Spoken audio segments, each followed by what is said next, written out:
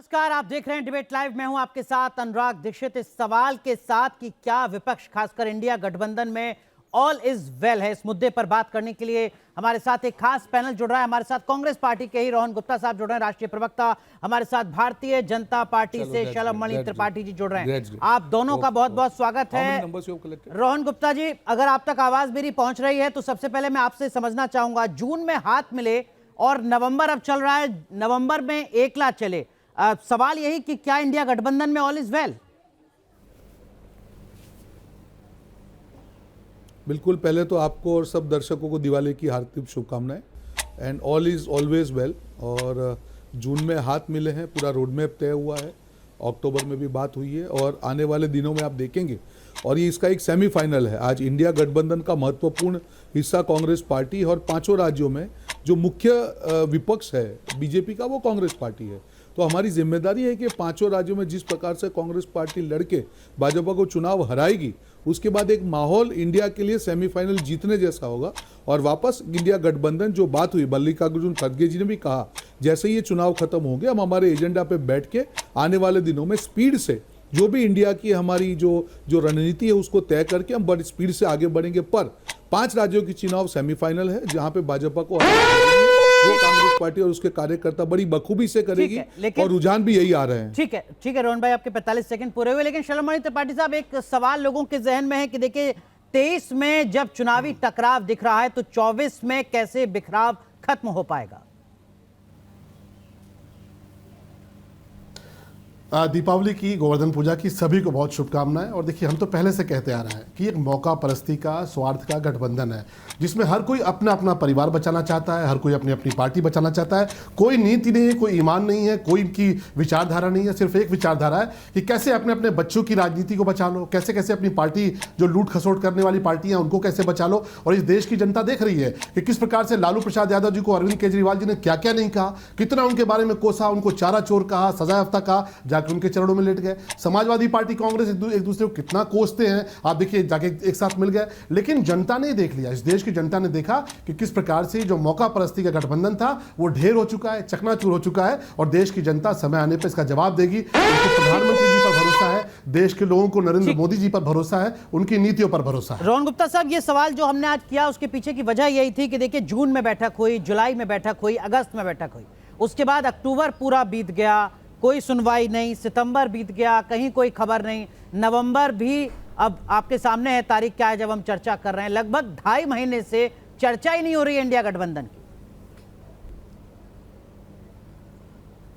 देखिए, बिल्कुल नहीं। सितंबर में जब ये हमारी इंटरनल जो सारी कमिटीज फॉर्म हुई, उनकी इनफॉर्मल मीटिंग्स भी हुई, उसके बाद अक्टूबर में नोटिफिकेशन आया। तो ऑब्वियसली चुनाव, देखिए अनुराग भाई, लोकतंत्र में सबसे बड़ी चीज़ क्या है कि चुनाव बीजेपी को हराने हैं। और अभी जो भाजपा प्रवक्ता मौका परस्ती की बात करते थे, उनको मैं जवाब दे दूं, ये गठबंधन क्यों बना है, इंडिया क्यों बना है। काफ़ी लोगों की है विचारधारा में, हमारे मतभेद हो सकते हैं सबकी, हर पॉइंट पे हम लोग साथ में इकट्ठा नहीं होंगे। पर एक मुद्दा है जहां पे सारी पार्टी एक है कि देश को बचाना है, देश के लोकतंत्र को भाजपा के शकंजे से बचाना है। ये हमारा एक कॉमन मुद्दा है। मुद्दा यहाँ किसी को हराना नहीं है, मुद्दा है देश की लोकतंत्र को बचाना। जिस प्रकार से हमारे फेडरल स्ट्रक्चर पे वार हो रहा है भाजपा के राज में, एजेंसी का दुरुपयोग हो रहा है, लोकतंत्र के ऊपर जो भी आवाज उनके खिलाफ जो उठ रही है उसको कुचला जा रहा है। और ये आवाज ऐसी नहीं है, ये आवाज जो रियलिटी है देश के सामने लाने वाली आवाज को कुचला जाता है। अगर ये कहा जाता है कि हम लोग भूखमरी में हम लोग बहुत आगे चले गए हैं, पीछे चले गए हैं, तो भी भाजपा उसको विरोध समझती है। जो भी भाजपा का विरोध करती है वो देशद्रोही नहीं हो सकता है। हर आवाज को कुचलने का जो प्रयास हो रहा है, रोहन भाई, लोकतंत्र को, न्यायतंत्र को, मीडिया को, उसके खिलाफ की आवाज है। रोहन भाई, सवाल ये कि कैसे आप भारतीय जनता पार्टी को हराएंगे? आपने कहा कि अभी आप इन विधानसभा चुनावों को बीत जाने दीजिए। मध्य प्रदेश की चुनावी रैलियों में अखिलेश यादव लगातार अपील कर रहे हैं अपने मतदाताओं से कि कांग्रेस को वोट मत देना, इंडिया गठबंधन के सहयोगी हैं वो आपको। राजस्थान में आम आदमी पार्टी ने अपने उम्मीदवार उतारे हैं, वो कह रहे हैं कि साहब गहलोत साहब को वोट बिल्कुल मत दे देना, इंडिया गठबंधन के सहयोगी हैं आपके। कैसे आप बीजेपी को हरा पाएंगे? अभी तो अंदर ही जिस तरीके का झगड़ा है वो सामने दिख रहा है।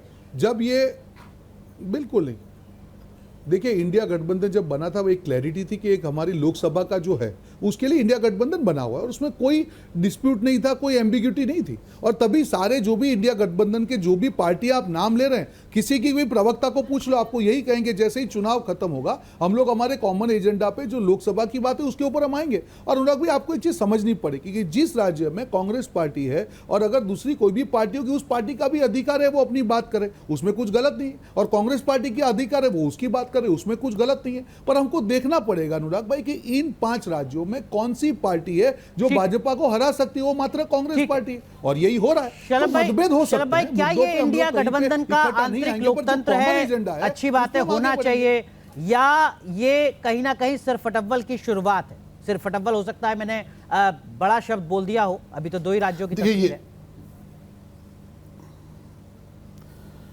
देखिए, एक बात से मैं सहमत हूं कि ये उनका गठबंधन है। उस गठबंधन को ये कैसे चलाते हैं, किस प्रकार की विचारधारा को लेकर आगे बढ़ते हैं, किस प्रकार से समायोजन करते हैं, ये उनका मुद्दा है, हमारा मुद्दा नहीं है। पर अभी हमारे साथी ने कहा कि ये तो पहले से क्लैरिटी थी कि लोकसभा चुनाव अलग से लड़ेंगे, विधानसभा चुनाव अलग से लड़ेंगे। तो हमारे उत्तर प्रदेश के पूर्व मुख्यमंत्री अखिलेश यादव जी ने मीडिया के सामने उन्होंने बयान दिया और उन्होंने कहा कि भाई ये तो बड़ी अजीब सी स्थिति है कि पहले बताया गया था कि मिलकर लड़ेंगे और अभी क्या होने जा रहा है। तो ठीक है, ये इनका अपना विषय है, लेकिन आप जरा सोचिए कि जिस जनता के सामने, इस देश की जनता के सामने एक दूसरे को भ्रष्टाचारी, एक दूसरे को जालसाज, फरेब बता रहे हैं, उसी जनता के सामने आप 2 महीने बाद जब जाके बताएंगे कि नहीं साहब ये तो बड़े अच्छे हैं, ये तो दूध के धुले हैं, तो आप सोचिए इस देश की जनता इतनी मूर्ख नहीं है। इस देश की जनता ने देखा है। हमारे भाई ने कहा कि नहीं ये चुनाव केवल लोकतंत्र बचाने का है, तो लोकतंत्र पे हमला किसने किया ये इस देश में सबको पता है। इमरजेंसी किस प्रकार से लगाई गई, किस प्रकार से इस देश के लोकतंत्र को बूटों के तले रौंदा गया, किस प्रकार से सेंसरशिप की गई, किस प्रकार से अखबारों को जलाया गया कांग्रेस की हुकूमत में, ये सब ने देखा है। आज आप लोकतंत्र के नाम पर कुछ नहीं कर सकते। आप मीडिया को बैन आप करते, हम लिस्ट नहीं निकालते, आप कहते कि हम फला एंकर से इंटरव्यू नहीं करेंगे, फला मीडिया से इंटरव्यू नहीं करेंगे। तो आज भी जो तानाशाही की प्रवृत्ति है कांग्रेस पार्टी की, वो हमेशा से चली आई है लोकतंत्र को कुचलने की। और आप जिस प्रकार से सोचते हैं कि आप इस देश की जनता को गुमराह कर लेंगे, आप गुमराह नहीं कर पाएंगे। लेकिन शरद भाई, मध्य प्रदेश में समाजवादी पार्टी का अलग उतरना, अखिलेश यादव का सीधे सीधे कहना कि कांग्रेस को वोट मत देना, अजय राय और अखिलेश यादव के बीच की बयानबाजी, अजय राय की आजम खान से मुलाकात को लेकर तमाम तरीके की खबरें, लखीमपुर खीरी से सपा के पूर्व सांसद का कांग्रेस में शामिल होना, क्या ये इंडिया गठबंधन में सब कुछ सामान्य है उत्तर प्रदेश में सपा और कांग्रेस के बीच? देखिए, ये आप ही कह रहे हैं, मैं नहीं कह रहा हूं। मैं कहूंगा तो मुझ पर आरोप लगेगा कि मैं पॉलिटिकली इसमें कुछ बयान दे रहा हूं। आप ही कह रहे हैं और मीडिया कह रही है, आप नहीं, लोग भी कह रहे हैं। अजय राय जी कांग्रेस पार्टी के प्रदेश के अध्यक्ष हैं, बड़े नेता हैं, कई बार चुनाव जीत के गए हैं, प्रदेश सरकार में मंत्री रहे हैं। उनके बारे में समाजवादी पार्टी के लोगों ने किस किस प्रकार के अपशब्द कहे, आप केवल सोशल मीडिया और मीडिया उठाकर देख लीजिए। और कांग्रेस पार्टी के अध्यक्ष को अपने बयान को बार बार बदलना पड़ा, बार बार बोलना पड़ा। इतने ज्यादा उनके अपशब्द, उनके व्यक्तिगत चीजों को लेकर, उनके समाज को लेकर, उनकी जाति को लेकर किस प्रकार की बात की गई। आप देखिए, जिस प्रकार से समाजवादी पार्टी के एक पूर्व सांसद टूटकर कांग्रेस पार्टी में आए, तो हम ये नहीं कह रहे, ये तो लोग देख रहे हैं। और आप जब 3 महीने बाद जाकर बोलेंगे, कांग्रेस ने कहा कि समाजवादी पार्टी भाजपा की बी पार्टी है, वही समाजवादी पार्टी कह रही है कांग्रेस पार्टी भाजपा की बी पार्टी है। हम किसी को बी पार्टी नहीं कह रहे, ये ओवैसी जी को भी बी पार्टी कहते रहते हैं। तो देश की जनता के मन में एक बात क्लियर है कि इस देश में एक प्रधानमंत्री है जो इस देश के 140 करोड़ लोगों को साथ लेकर चलते हैं। घोषणा पत्र में जब ये कहते हैं कि 370 हटाएंगे तो 370 हटता है, राम मंदिर बनाएंगे तो राम मंदिर बनता है, जब वो कहते हैं 3 तलाक हटाएंगे तो 3 तलाक हटता है। ये देश सशक्त होगा तो देश सशक्त होता है। रोहन गुप्ता, ये जो जुड़ेगा भारत जीतेगा इंडिया जो थीम है, तो मतलब कांग्रेस के सपोर्टर, इंडिया गठबंधन के सपोर्टर मान लें कि ये थीम सिर्फ लोकसभा चुनाव के लिए, 2024 के लिए, 23 के विधानसभा चुनावों से इनका कोई लेना देना नहीं है?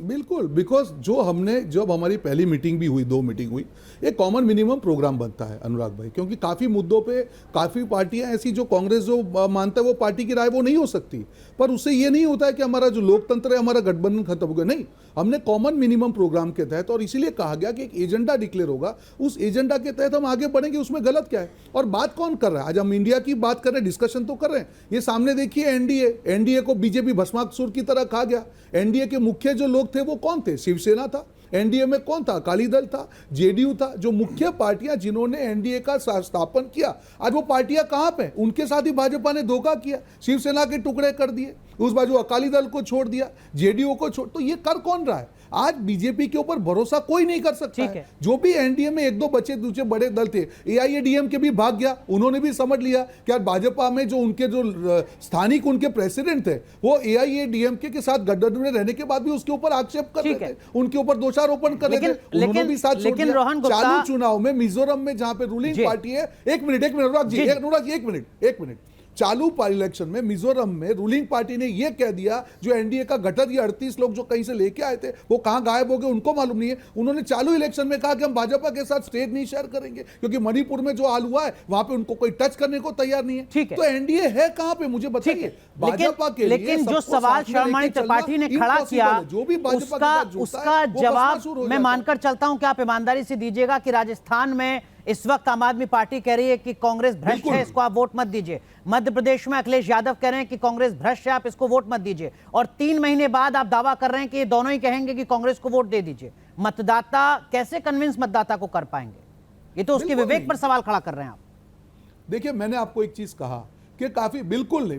देखिए, मैंने पहले कहा कि जो इंडिया गठबंधन का एक एजेंडा है, कॉमन मिनिमम प्रोग्राम है, हमारे काफी मतभेद हो सकते हैं, क्योंकि काफी स्टेट्स ऐसे हैं जहां पे जो इंडिया गठबंधन के साथी है वो हमारे साथ लड़ रहे हैं। आज दिल्ली में भी हम लोग वहां पे हमारा जो स्थानिक यूनिट है उसके सामने लड़ेगा, क्योंकि उनका अधिकार है। उत्तर प्रदेश में हमारा यूनिट है वो समाजवादी पार्टी के साथ लोकल इशू में, वो उनका अधिकार है। राजस्थान में भी आम आदमी पार्टी कर सकता अधिकार है, हम लोग उनके अधिकार को नहीं छीन सकते हैं। उसके बाद भी मैंने कहा कि जो बड़ा एजेंडा है, बड़ा एजेंडा क्या है, सारी पार्टी अपने छोटे मोटे इशू को साइड में रख के साथ में क्यों आ रही है, क्योंकि लोकतंत्र को बचाने की हम सब पार्टियों की जिम्मेदारी है, उसको हम बबकू शर्माणी त्रिपाठी, इसके पीछे एक और जो तर्क दिया जाता है वो ये कि कांग्रेस पार्टी आश्वस्त है कि इन 5 राज्यों में और खासकर उत्तर भारत के 3 राज्यों में कांग्रेस पार्टी जीतेगी, और अगर ऐसा होता है तो उसकी बार्गेनिंग पावर बढ़ेगी, उसके आधार पर वो सीटों का सौदा 2024 के लोकसभा चुनाव में कर पाएगी। अगर ये सोच है कांग्रेस पार्टी की तो ठीक है, इसमें तो कोई दिक्कत नहीं होनी चाहिए, इतना तो हक होता है हर पॉलिटिकल पार्टी का।